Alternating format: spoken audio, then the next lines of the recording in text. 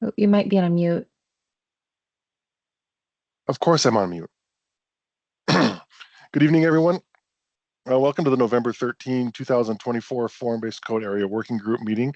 My name is Daniel Weir. I am the chair of this meeting, and I'm also the one who won the First Person to Start Talking While on Mute award. We're holding a virtual public meeting today, and all participants with us are joining remotely. I'd like to orient everyone to the virtual environment and cover a few specifics about how tonight's meeting will run. Tonight's meeting is available to join from the Form-Based Code Area Working Group webpage, the county's events calendar, and at the top of today's agenda. Additionally, there's a dial-in phone option for those who wish to use it. And so far, we are joined by one person via phone in. If anyone loses internet connectivity during today's meeting, please reconnect with us by phone. Please keep your video turned off and microphone muted until you're called upon. Turn off sound to any other devices around you to minimize feedback. These tools are located as icons on your toolbar. If you do not see it, try tapping or clicking the center of the screen and it should pop up. When called upon to speak, you must unmute yourself by clicking on the microphone icon that's located on your meeting command bar. The moderator does not have the ability to unmute you. If you are dialing in by phone, please press *6 to unmute. When you're finished speaking, please remute your microphone. Again, *6 works the same, works for that function as well. The meeting chat is active for participants who need technical assistance, and it is active for participants who need technical assistance only. It should not be used for discussion, for public comment, for questions about agenda items, or requests for more information. All public comments must be shared verbally and for the record during the assigned public testimony periods. For AWG members, if members wish to be recognized to speak on an item, please turn your video feed on and leave your microphone muted. I will use the video feeds that are on as an indicator of who would like to speak. Once you've been recognized, then you may unmute. Once you have completed speaking, please turn your video feed back off. I also ask that in addition to turning on your video feed, that you also use the raise hand function. This lets me know, first off, this gives me some redundancy, but it also lets me know and reminds me who stood up to be recognized first. I know we have one commission member or committee member, working group member, who's joined us by phone. And Ms. Dye, I will, as usual, verbally check to see if you'd wish to be recognized, since you don't have the video feed option. But for the record, again, and a reminder, I know that we just mentioned this, but I will also try to monitor the status of your mute icon. If I see that turn off, I'll try to treat that as a raised hand. But I also invite you to proactively speak up if I fail to recognize either of those. Additional notes for any public speakers: if we're joined by any, you'll be called upon to speak at the end of the meeting. You'll be muted when your time is concluded, and if there is anyone who's here to give public comment, I ask that you, that's the other use for the meeting chat. I ask that as we reach the end of our time tonight, or really at any point, that you indicate that you'd like to give public comment by doing so in the chat. Additional notes for public speakers, I just covered that. And lastly, a reminder that this is a public forum. Tonight's meeting will be recorded and posted to the county website, and all information associated with today's meeting, whether written or spoken, is subject to Freedom of Information Act requirements. Ms. Sontek, I'm going to turn it over to you to introduce our agenda item. No problem. Bear with me while I share my screen.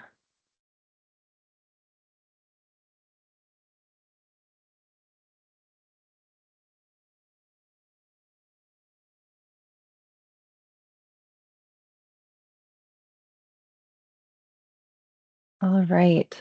So thank you all for your feedback at our last meeting in October. Today, we're going to touch on where we are again in the process, look at the updates to the MFDP, which we'll hear about from the Jared Lynch team, and then review some of the changes to the neighborhood's form-based code, as well as the commercial form-based code. So we've covered some of these slides at the last meeting, but as a refresher, the current effort to amend both of the form-based codes to implement the vision established earlier this year in the Master Financing Development Plan and updates to the Columbia Pike Initiative and Revitalization Plan is what we're here today to accomplish. Um, so these updates will reflect different changes to the land uses, height, streets, public parks, and limits of preservation and redevelopment. So while there are changes that are necessary to both of the codes, the neighborhoods form-based code has the most substantive changes, which fall under three different categories. One is to the regulatory text, the second is to the cross-section diagrams, and then the regulating plan maps. So in October, we focused primarily on reviewing the proposed new cross sections, and today we'll focus on a recap of that feedback, but also introduce the draft text changes, which were provided as a separate document, a separate link on the webpage. But then today we'll also focus on some of the updates to the diagrams and the maps in the form-based codes. So as a reminder, this meeting does conclude the Form-Based Code Advisory Working Group's review of the proposed amendments. And the next group to review this item will be the Zoning Committee of the Planning Commission in December. After that, we will bring the item to a number of different commissions in January and February, leading up to the county board consideration of three different items. One of which will be these amendments to the neighborhoods form-based code and the commercial form-based code. Also looking to adopt amendments to the GLUP and to the MTP, which were advertised in July, and then also approve the first new construction use permit on the Barcroft site. So at this point, I'm going to pass it off to the Jared Lynch team to provide an update on the MFDP plans. Thank you, Olivia. Can everyone hear me? Yes. Yes. Thank you.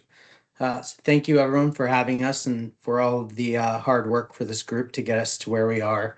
Wanted to go through a couple of small changes to the plan since the policy changes that we worked with this group on for the first half of the year. The first one being the movement of the amenity center, the resident amenity center. The Virginia State Department of Historic Resources has deemed all of Barcroft to be functionally related, and that's created the need to move the resident amenity center to one of the affordable new construction buildings, most likely right adjacent to one of the mini parks, in lieu of demolishing part of an existing building with the renovation program. And that enables the affordable financing plan to use historic tax credits for all of the renovations. The next change that we had was to move the mini park at the corner of 12th and Taylor, moving it west to be more central to the existing and new buildings, and really place that new construction building within that eastern urban node to improve the placemaking there.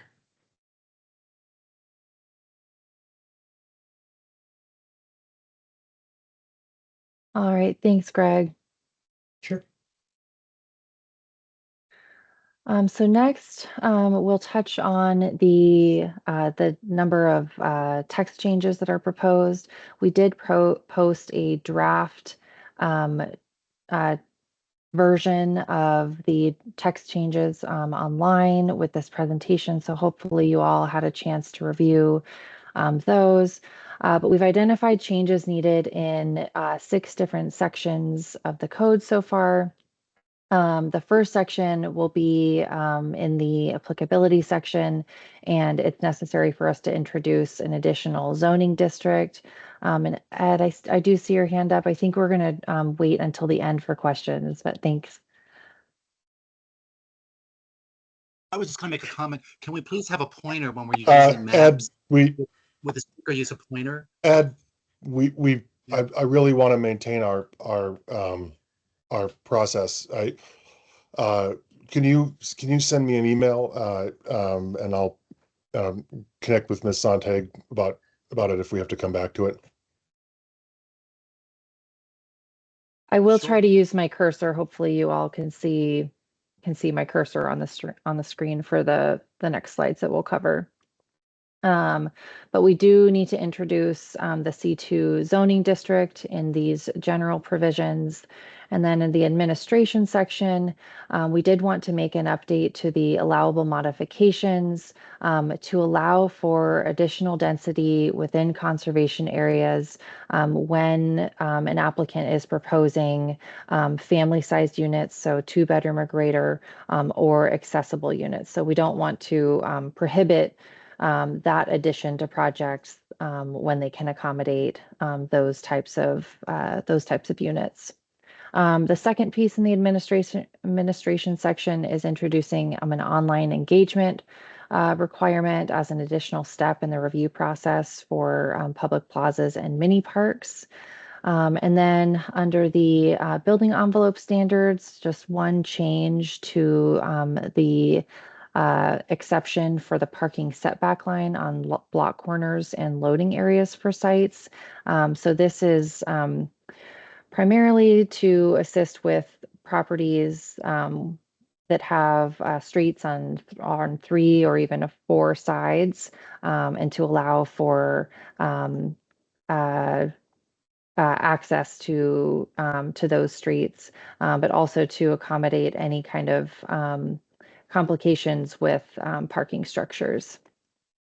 And then in section 5, we have an update to our street space standards to clarify the expectations for streetscape standards adjacent to between the limits of a public park and to the building face. And we've introduced some language that has different requirements depending on whether those uses are residential or whether they are commercial. We also have an update to the conservation area standards with some lessons learned from the Virginia housing requirements when projects are pursuing tax credits. So it does introduce just some nuances to the requirements for some different building wall materials, windows, entrances, and door requirements for buildings when they're pursuing tax credits. And then the last item we're introducing is a change to the definition of natural preserved areas to introduce the concept of microforests and meadows as meeting this preserved natural area standard. So in these next set of slides, this will look familiar again. This is meant to just return to some of the discussion we had last time. And this slide mainly captures the vehicular circulation and bicycle circulation network in the Master Financing Development Plan, which aim to strike a balance between the vehicular connections, existing routes, and some of the planned pedestrian and bicycle connections, also to ensure compatibility with some of the multimodal projects that are planned for the site, improve bike connectivity, and deliver some of those missing segments, and also address some of the steep topography. So again, there were 4 kind of specific factors that influenced some of the cross sections that are necessary for Barcroft.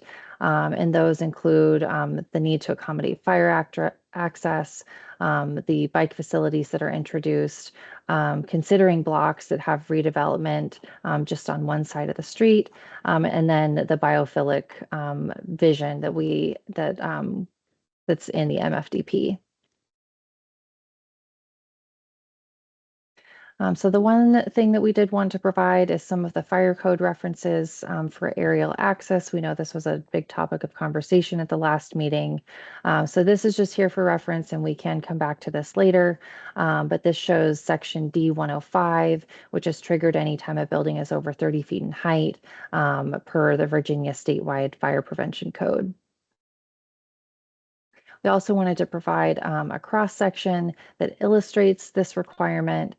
So this, for example, this is one of the cross sections proposed for 12th Street, and it shows the 26-foot minimum unobstructed width between the edges of the travel lanes, and then the 30-foot maximum from the edge of the travel lane to the building, which we're trying to accomplish as part of all of these cross sections that are proposed. So this again shows the summary of the 7 total cross sections that are proposed, or new cross sections that are proposed for Barcroft. This is the same suite of cross sections that were proposed in the last meeting, and we'll have a little more information about how we've responded to some of the feedback. So this again remains the same. I won't linger here for too long. We can come back to this slide, but just highlighting that these proposed sections and distribution have not changed. Again, here it shows the different distribution of the types of bicycle facilities, which we're proposing to keep generally the same, but we will have an update in just a few minutes. So we did hear feedback about, particularly about bicycle facilities proposed within Section 1. So Section 1 includes this length of Wakefield Street and then the connection from Wakefield Street to South Thomas Street. So there was interest in providing bike facilities.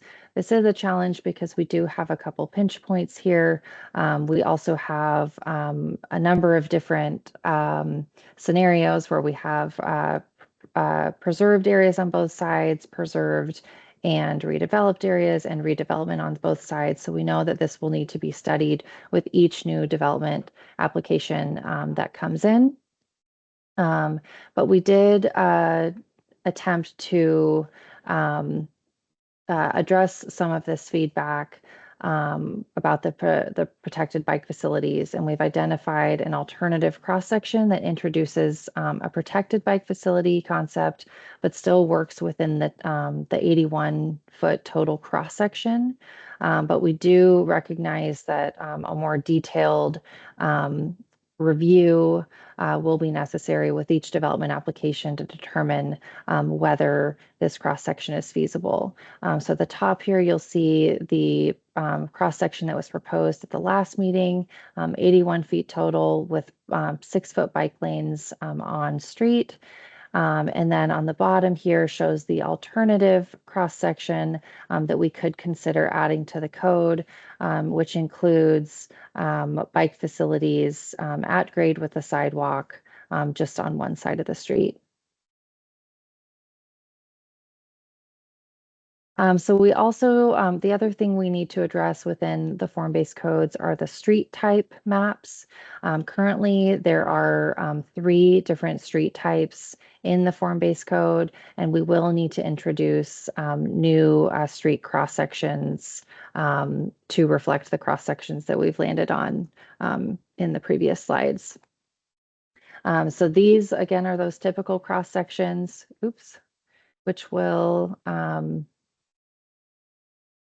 remain in the code and which will remain on all of the perimeter sites. But for the Barcroft property itself, we have introduced those 7 new cross sections denoted by these colors.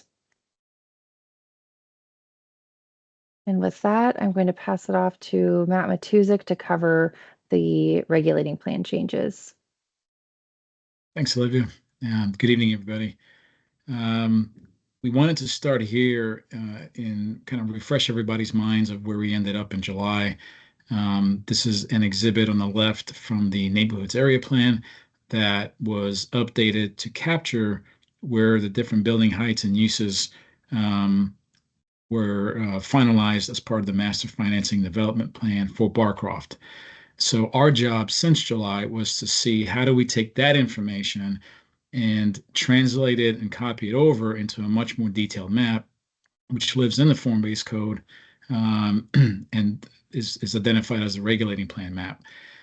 In order for us to do that and really effectively capture what it needed to, we first needed to really finalize the cross-section discussions, because without that knowledge and certainty, we couldn't really figure out what are the limits of buildable areas. So I may know certain areas of the property could reach certain heights and have certain uses, but exactly where does the building edge need to be? Where does the street begin?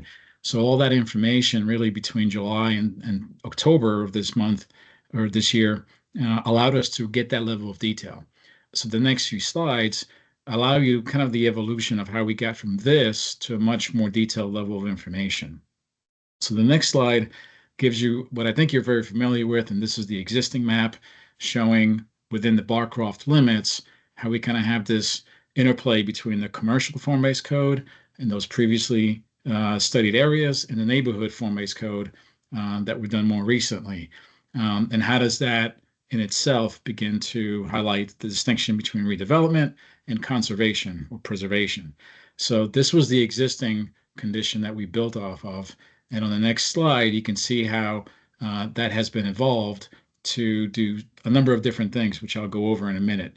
The hue of some of the colors may have changed a little bit, but this gives you, I think, hopefully a convenient way to compare if you toggle back and forth between this slide and the previous one as you kind of track, the limits of redevelopment. Where did they shift? Where does preservation currently being called for? And in each instance, you'll notice that the updated version of the regulating plan meets the vision that we ended up with in July for a lot of the maps that you saw that the county board considered. So just to kind of run down what you're seeing here on the next slide, we wanted to highlight kind of the key element points. And I'll just go one by one because these are really important. In the previous version of this and kind of shown for in this green hatch, if you will, there were two different park elements, future public spaces. We now have three, and they have been geographically redistributed across the property, with the third and newest one added to the Penske site on the east side of George Mason at that intersection. We also have revised boundaries of the conservation areas so that inside yellowish mustardy color has changed. In some areas it expanded, in some areas it got smaller, but that allows us to capture and reflect where we have ended up with those renovation use permits and the vision for rebalancing redevelopment on this property. As we've done that, you can now also see that based on where we wanted to have purely residential uses, or in some cases, particularly near Columbia Pike, at least have the option to have mixed uses on the ground floor. This is where the orange and blue color that is filled on the streets themselves gives you that reference to what we call the building envelope standards. And that very quickly leads property owners and developers to a different set of regulations depending on where they are on the property. So that works hand in hand with the next item on the list, which are kind of the magenta and black diagonal hatches that are within the property limits. Those are pointing to key bonus height areas that are permitted. If you look at the legend, different ones give you a different access to different building heights. Again, all meeting the same information that we had in July, just in a different format. We've also expanded the green outlines that are in the yellow areas. Those are the preserved natural areas, some of which are kind of making up for some of the adjustments that you've seen, particularly along Formula Run, but allowing us to get to a better place collectively. And then finally, just as importantly, a lot of these colors have been expanded now. So the northwest and the northeast corners of the property are not being excluded because they are no longer governed by the commercial form-based code. They will all speak the same language. And no matter where you are on the property, you can look at this map and get the same information, which leads us right to the next series of slides, because we can't have Barcroft governed by two different codes. So as we've brought in those corners into the neighborhood's form-based code, we have to make sure that they are eliminated from the commercial one. So that work already started back in July when we advertised changes to our general land use plan map. This is the image on the right that has those black dashed lines giving you an outline of the boundaries. Note number 8, those are the boundaries of the commercial code. Note number 24, those are the neighborhood form-based code boundaries. And you can see how already in that picture, the neighborhood's boundaries have expanded, the commercial boundaries have shrunk a little bit. And the way we depict that on the commercial form-based code maps, as you'll see on the next two slides, beginning with the Village Center example, we have on the left identified the existing condition. You can see the Penske site there, and George Mason and Columbia Pike. And on the right, essentially extracting that area so that the guidance on this map really just applies to the north side of Columbia Pike. And then similarly, on the northwest corner of the property, again, we are removing everything south of Columbia Pike that now lives in the neighborhood's form-based code. And this map moving forward will only apply and continue to provide guidance on the north side of Columbia Pike. So these are some of the more cleanup adjustments that have to accompany the bulk of the changes that live in the neighborhood's form-based code. And I think I'll hand it over back to Olivia. All right, that's everything we have for this presentation. Again, the next meeting will be with the zoning committee on December 10th. And I think I'll hand it back over to Commissioner Weir.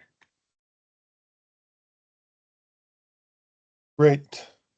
Great. Thank you. So I want to make sure that that staff has an opportunity to get feedback and answer questions before this goes to the zoning committee, and as it works its way through the commissions. And thank you again to staff, both the staff who are here, Ms. Sontag, Mr. Matuzik, and others, as well as staff from DES and others who are not on the line tonight, and others who are, but I just but haven't spoken, for the work that's gone into this, and for the background information on things like the fire code issues. Do we have any questions or comments or otherwise for either the staff or the applicant? We'll start with you, Mr. Hanna.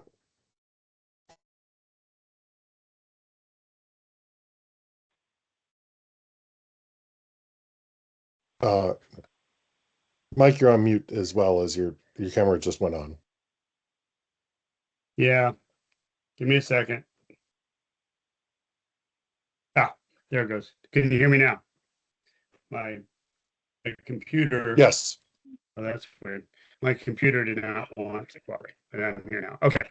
A couple of questions on the new proposed, I guess it's section 1 with the bike, or bike. I really like that. I commend staff really for coming up with a creative solution to that. Really good. A couple of questions about it though. I did go out and look at it again, and you were talking about pinch points. The existing building on Thomas that I think that new 12th Street alignment is to go between has maybe a 50-foot clearance, building face to building face. And I know you're showing a typical section that's the 80, I think it's 81 feet wide. So I guess, is there any thought of how you're going to deal with those pinch points in terms of, and I guess my main concern is that the cycleway be continuous. Maybe parking goes away for that section, or maybe some of the curb to building dimensions get restricted. But is that the intention, or have you guys thought that far ahead yet? That'll need to be reviewed when we consider those renovation use permits. But we do anticipate, certain things being sacrificed before others, like parking. But it's just going to have to be modified and reviewed with each of those use permit applications. We do recognize, I think that's the most constrained area within the site. And then related to that, is there going to be a plan laid out? Because you've got all these sort of site transportation improvements that are going to be rolling out with building projects that I guess will be staggered over quite some time. Are we going to get some kind of a roadmap, so to speak, so we know that, okay, this building, this site plan approval process will include this piece of transportation, and then the next piece of transportation will be in the next site plan, so we know kind of when to get engaged and make sure that the plan is being followed as laid out. Does that make sense? I guess my question makes sense. Yeah.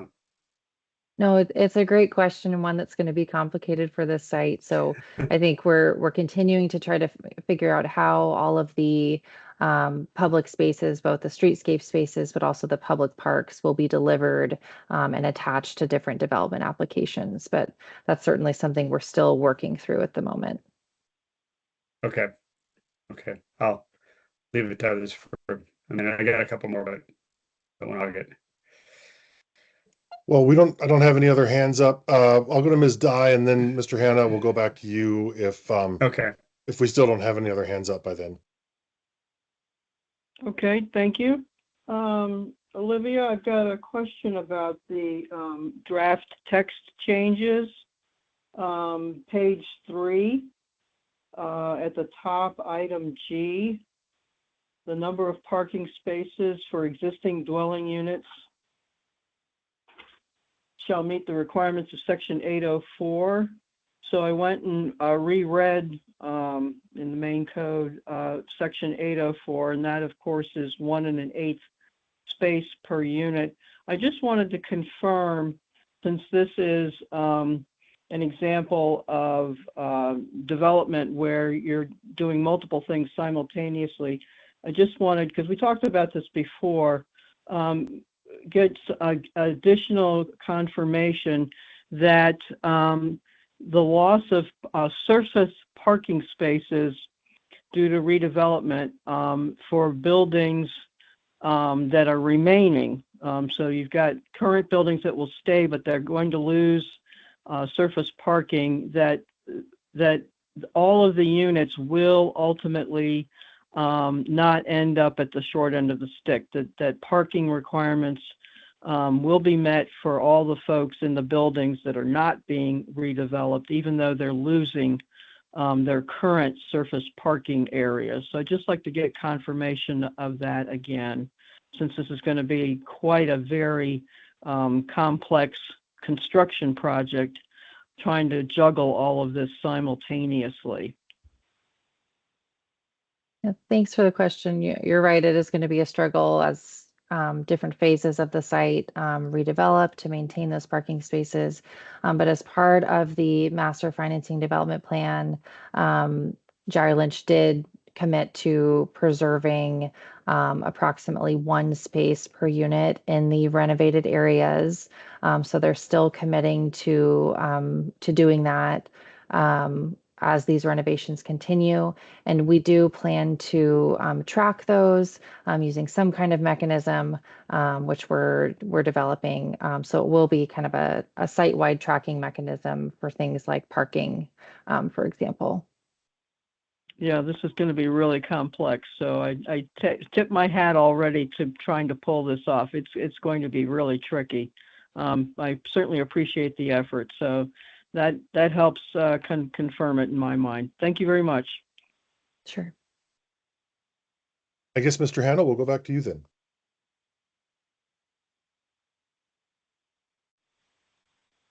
And then we'll go to Mr. Yeah. Benson. Okay. I'll just quick then. So this is actually follow up to the last meeting, some comments and then some responses you guys gave in writing. So I just want to follow up. This is on more on pedestrian things. The Columbia Pike profile that you had shown, which I think showed an 8-foot minimum sidewalk width. The current sidewalk width out there that they're just finishing with the redevelopment is 10 in most places. I think it goes down to 9.5 at the western end. Just trying to get confirmation that the plan is not to reduce it from what it currently is. That there may be some pinch points in places, so maybe you can't promise 10 feet the whole way, but that the intention is not to reduce it beyond what was just created in the current Columbia Pike project.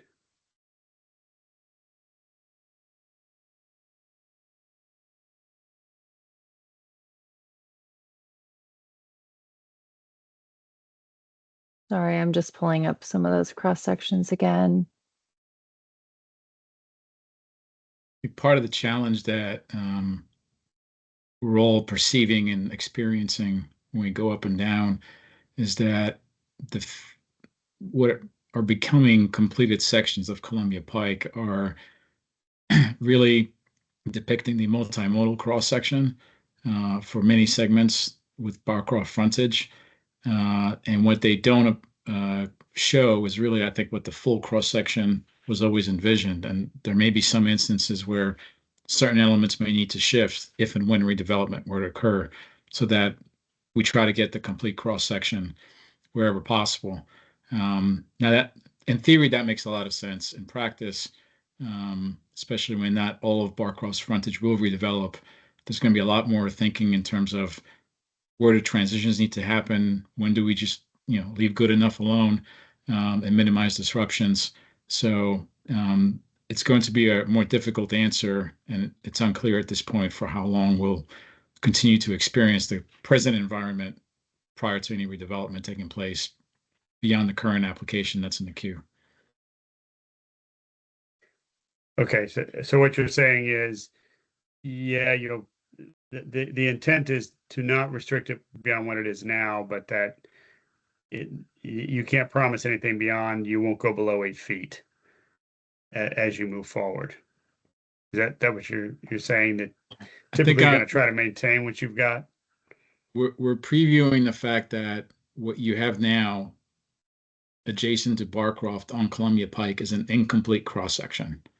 And when opportunities present themselves in the future, we're going to try to, working with the property owner and at the time of that development, to try to secure what was always meant to be the ultimate cross section, particularly given the presence and need of that median turning lane, which currently is not available on every single block. So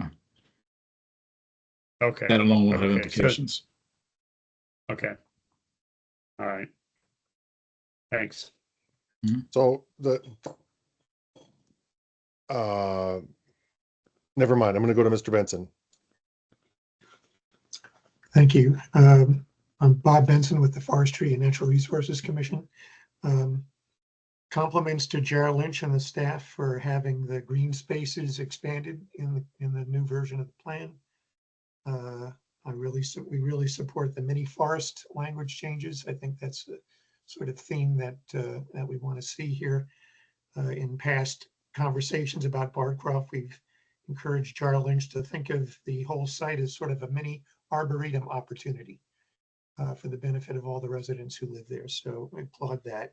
Also applaud the very creative bike lane solution that you all put forward. So I'm just going to repeat kind of my basic message from my commission.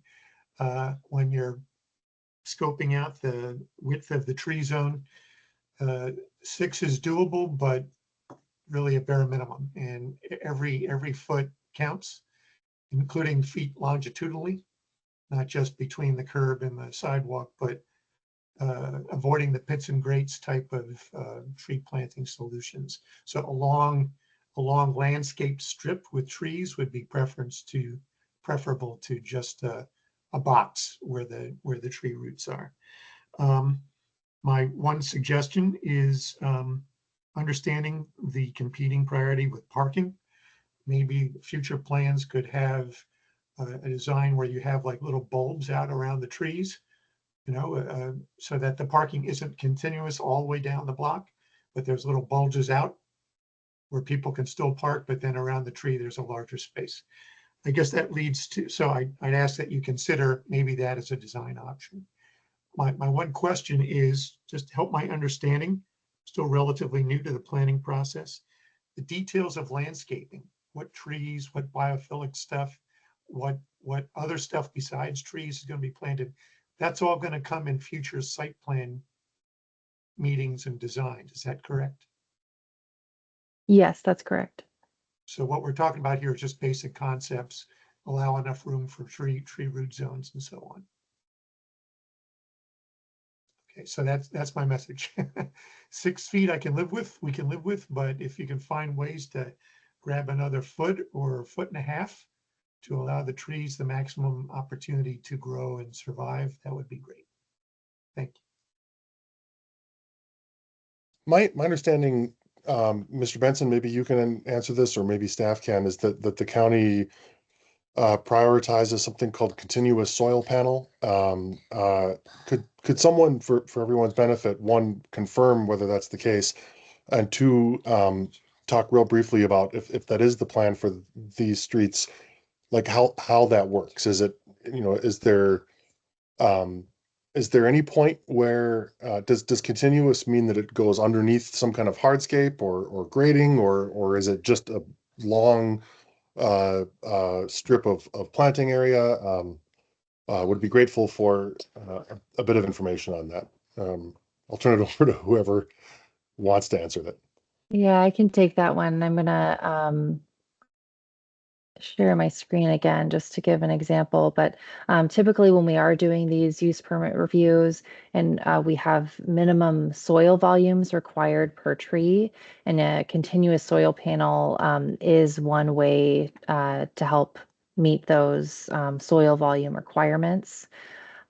This just shows an example of some of the ways that the Jar Lynch team is already thinking about being able to meet those soil volume requirements by having continuous soil panels that continue beneath the bike path areas and this 2.5 foot buffer. So those things are being, already kind of thought about and contemplated, but that review will ultimately occur with each development use permit where adjacent to these streetscape areas. And I think that also affords an opportunity for landscaping along the length of the street, making it more of a green boulevard as opposed to just a series of trees and then pavement. Any other questions, comments, feedback for staff, for the applicant, otherwise? We'll go to Mr. Berkey and then to Ms. Lawrence. Sure, thanks. Not a question, just a few brief comments. Again, I want to applaud all the work, like you were saying, Daniel, of the Jar Lynch team, as well as staff here. And obviously, yeah, there was a lot of discussion in our last meeting about the bike lanes. So I'm really happy to see that there's a possible alternative, with the understanding that, when we get into we meaning Jar Lynch and the county get into engineering and really kind of nuts and bolts of that. I think we'll have to see whether that bike facility is feasible. But I think that's a huge victory long term for the residents. A couple other just stray thoughts I wanted to surface. I think this is a good example, thinking about the bike lanes, thinking about Mr. Benson's comments, right, with regards to trees and every foot counts. And I totally appreciate that. And we have this one stretch we've been talking about the bike lanes. I think it's number one. And obviously we talked a lot about the 26 feet, the determination by the fire department. It's a really constrained space. I guess what I'm just surfacing, is a thought that I think maybe some of us thought about is, we're in a constrained space. We really have to maybe think a little bit harder and push up against a little bit of our, preconceived notions or predeterminations about some things, because we are working with such little space. And I'm really appreciative of the creativity of staff to develop a possible alternative for the bike lanes here. I think this shows that, we're thinking about sites, not just Barcroft, but maybe outside of Columbia Pike. We really kind of do need every inch that we can get to make these safe and livable spaces. And so, maybe, re-examining conversations with colleagues in the fire department or other parts of the planning process that may affect these decisions may be much more necessary in a broad kind of community way than they were 5 or 10 years ago, because we're literally talking about 6 inches, 12 inches, 18 inches here, right? But they do have an impact, as Mr. Benson was saying, for trees, and obviously for bikes, they certainly have an impact as well.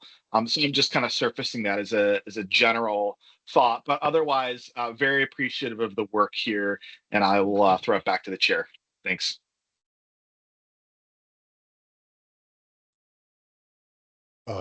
If there's no response from staff, then I'll go to Ms. Lawrence.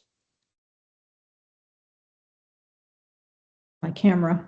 And thank you, Mr. Berkey, while Ms. Lawrence gets on camera. Yeah. All right. Thanks. echo the thanks to staff and Chair Lynch for the changes here.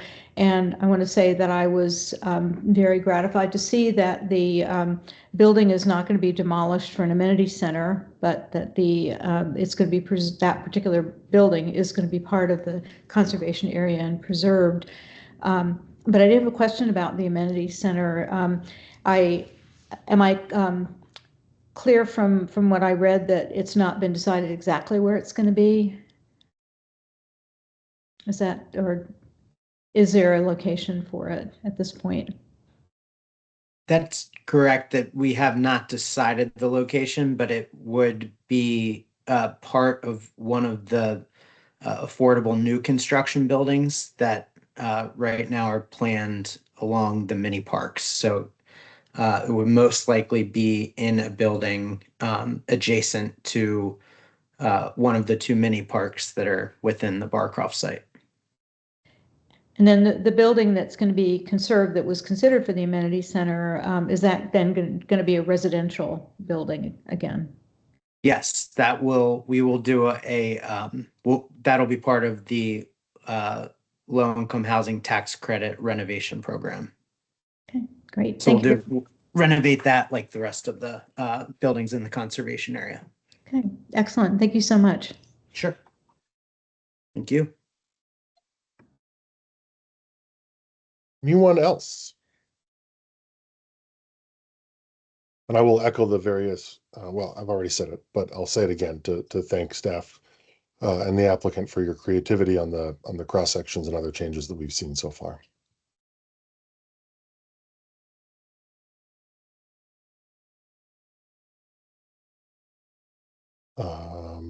Going once, going twice. Mr. Miltenberger, I want to come back to you. I think you had a technical question, but I want to make sure that I reach out, and then if you're good, then I see Ms. Dye is off mute. We'll go back to her. I just wanted to find out if Olivia can give us status of other projects along the pike after we're done with Jair Lynch's stuff. Ms. Sontag, I was planning on asking you that anyway, so Okay, great, thank you. We'll get Sure. to that. Mr. Miltenberger? Yeah, I was just asking that when people are referring to maps, if we could please have a pointer. Now, I saw Olivia was using a pointer, but when we have all the staff here involved, and a lot of work has gone into presenting to come up with these diagrams, the maps. They're supposed to be very explanatory, but I don't always know where you're talking about. It would be very nice to have a larger pointer to be very sure when someone's talking about the northeast corner or the southwest corner, exactly where that is on the map that we're looking at. That is what I was trying to get across. I appreciate that. Ed. I think that, I think there's an option for that to staff in PowerPoint's presenter mode. I don't know if that's something that I know that's harder to use in commission related meetings than it might be here, but that's the 2-cent response that I have to that point. And I make of it what you will, not exchangeable for actual currency, et cetera, et cetera. Yes, we can try to use those pointers in future presentations. Thanks. I admit that it's helpful for me too when I see an actual red dot rather than just a cursor, depending on the background. All right, I'm going to call this item closed for the evening, and then Ms. Sontag, I'll go to you for excuse me, Ms. Van Hein. Please, yes, I will. Let's get your feedback, and then I will go to Ms. Sontag for other items. Hi, thank you. Can you hear me okay? Yes. Good. Thank you so much. First, I wanted to thank all of you for the wonderful work on this project. It's absolutely terrific. And thank you for the changes to the Wakefield street design. Brilliant that you could put a cycle track in there without changing the dimensions of anything else. It's really great. And I wanted to thank you for the very detailed responses I got to my written questions after the first meeting. And I have a couple questions on those still, one of which Mike raised and one of which he didn't. I just want to confirm what the typical clear zone on Columbia Pike is going to be, because primarily when the staff person answered my first question and seventh question, confirmed that indeed it is a 10-foot clear zone with some occasional pinch points. And I don't know what those pinch points are, how frequent they are, how long they are, and how much they would narrow the 10-foot clear zone. So that was one big category. And our concern is that Columbia Pike is this major sidewalk, major street. There's no bike facilities on it, and that cyclists and scooters riders are going to be on the sidewalk with all the pedestrians. It's already a busy pedestrian street, and you're adding a very large volume of new people living in this area. So it will be even more pedestrians on the street. So please, please, please try to make it 10 feet. My other question was my last question when I asked about the internal clear zone was for the sidewalks and paths and alleys. And just wanted to confirm that you will be following the neighborhood form-based code guidelines on that, because some of the existing ones aren't anywhere close to what those guidelines are, if I'm interpreting them right. I mean, this is not my area, unfortunately. But it says alleys have a 6-foot clear zone. Most sidewalks have a 6-foot clear zone and a 6-foot landscaping zone, which is very nice. And the internal walkways have a 5-foot minimum clear zone. So I'm hoping that is all true. And those are my questions, comments, and I thank you again very much for all the work and for giving me the opportunity to comment.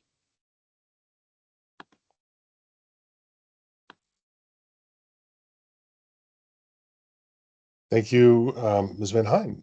Ms. Sontag, we'll go to you then.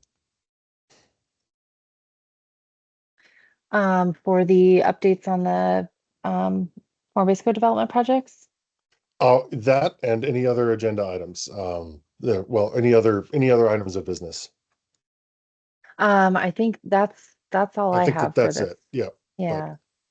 I always like to give a catch-all in case I have forgotten something from the agenda or something else has come up since it was printed. Yeah, no worries. No, I can run through some updates on our development projects. So the frame shop, also referred to as the Elkins Building, located at 2801 Columbia Pike. I believe that item came to the AWG in July of this past year.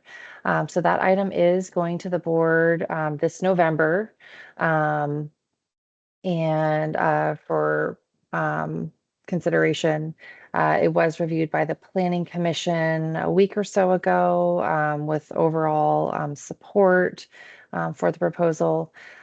Similarly, the 2300 9th Street townhomes also was reviewed by the Planning Commission this past week with support. The big update on that one was that we did hear lots of feedback at the AWG meeting about interest in providing a 0-step entry or exit from the sidewalk. So the applicant did go back and was able to redesign one of the units to provide one 0-step entry from the 9th Street sidewalk. So I think that was a great response to the feedback that was shared at the AWG meeting. And I know the Planning Commission was very happy to hear about that update. So that item as well will be considered by the board this Saturday. We have periodically some revisions to the Barcroft renovation use permits, largely technical in nature, changes to conditions.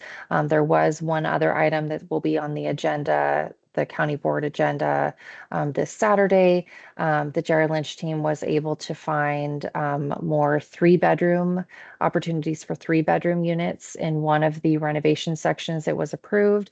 They were able to convert existing 2-bedroom units as well as additional space that was found in some of the existing storage areas to create some of those new 3-bedroom units within the property. So we do see that as a great improvement.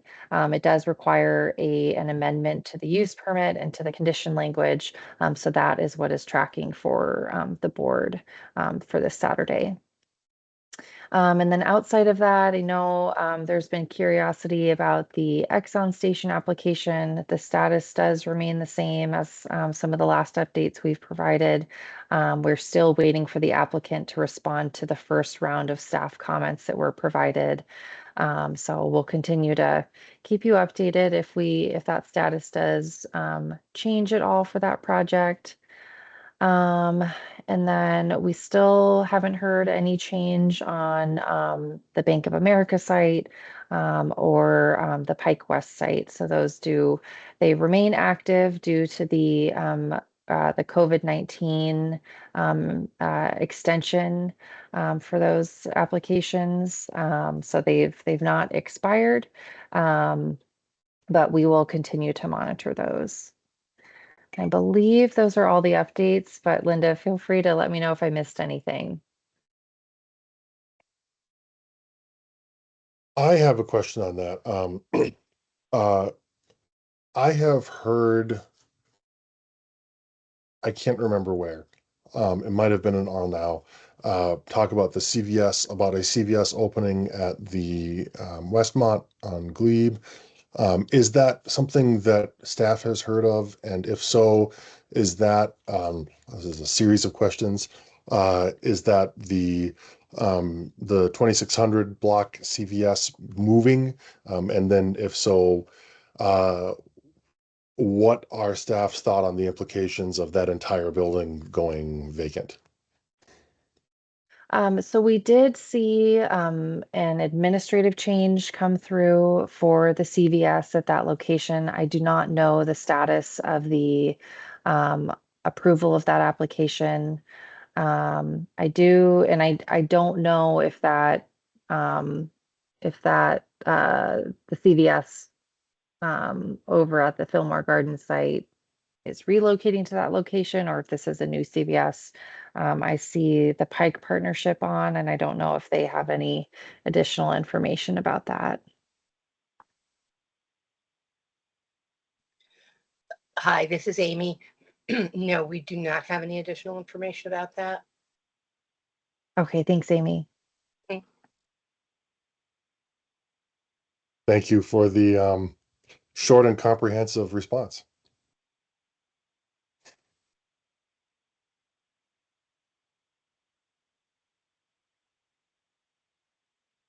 So, I mean, that's all, joking aside, that's obviously going to be, if that is happening and if it's a move, that's obviously, I think, something that we're all going to be very interested in, what the implications are for that, given that would mean that whole building has become vacant. Yes, we can continue to try to get some more information about that and try to provide an update at the December meeting. Yeah. Thank you.